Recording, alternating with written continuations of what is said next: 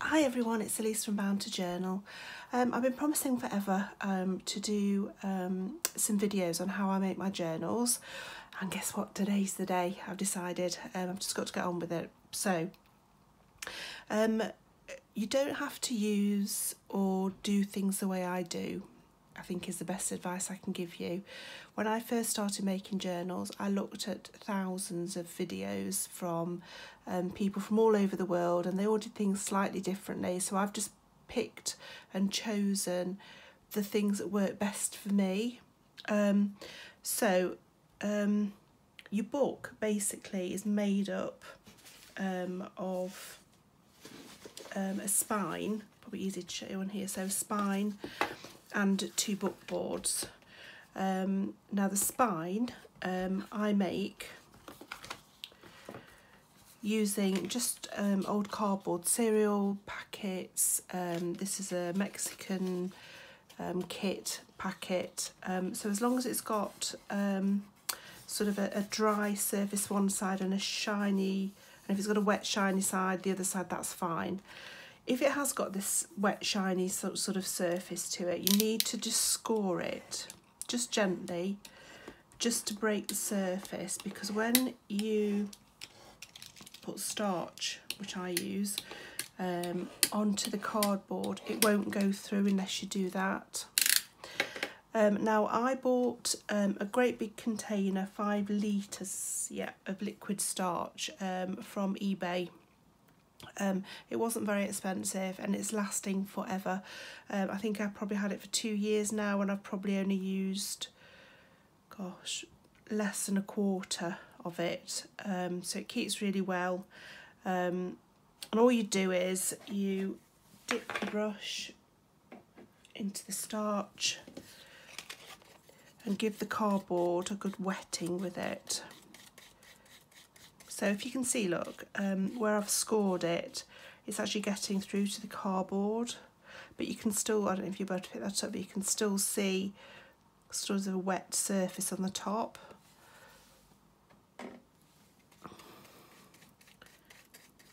So, by the way, my spines that I make with my books are 2 inches wide, so you just need to cut your card 2 inches wide. You will need, or I use, 2 of these just to make the spines really stable. And you'll also need a tin, or a tin. I'll show you now. So once that's all wet, just put that down for a second. So I use a tin like this. It was a carpet cleaner tin. It measures 2.5 inches across. And if you can get something that's got some sort of a line on it, it just helps you to line your spine up properly. Otherwise you tend to get a bit of a wonky spine, and it can be really annoying. So again, I've got another one there, look. So all I do, literally, I'd put that side down because that's the way it just makes it a bit more stable. So you literally just line it up with there, and then you need some masking tape, and just put that around there like that.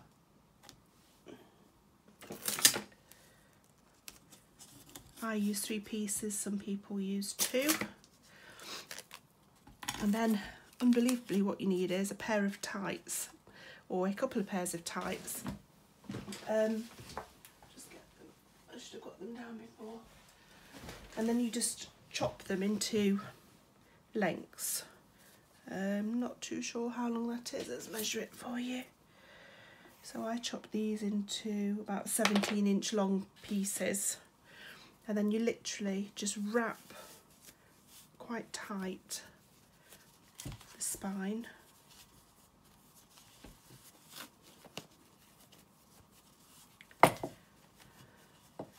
Tie it off. So you'll need, if you do more than 1 tin at a time, you'll need 3 for each tin.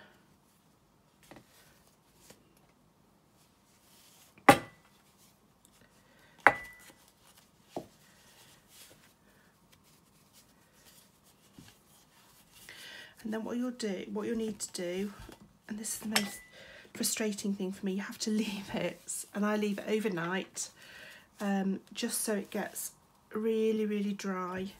You can put another coat on, but I don't tend to bother. I think just one coat of starch and a double spine does the job. So once that's dry, you get your curved spine and you just stick them together. I use 3-in-1, or I think it's called Fabri-Tac, for everything really. So I mean, you can hear that's solid, it's not going anywhere at all. So that's going to make up your spine. And then what I use is grey board. This is grey board. This is an A4 sheet. I'm not sure what your equivalent will be in America or elsewhere. And all I do is cut this in half, and then you literally have your book covers, if you like. So there's a little gap here left, yeah, off you go. So this is the first part of the videos. I will do following ones each night when I come home from work, just to show you the next step. I hope you're all okay, and if you have any questions, just drop me a line on my Instagram page or on my YouTube page, and I'll try to come back as quickly as I can.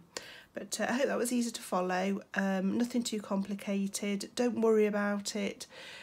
You make mistakes when you first start, but you soon get to learn how to rectify them. Nothing's irreparable, I found anyway, and I still make mistakes all the time. So yeah, don't worry about it, just have a go. All right, thanks, bye.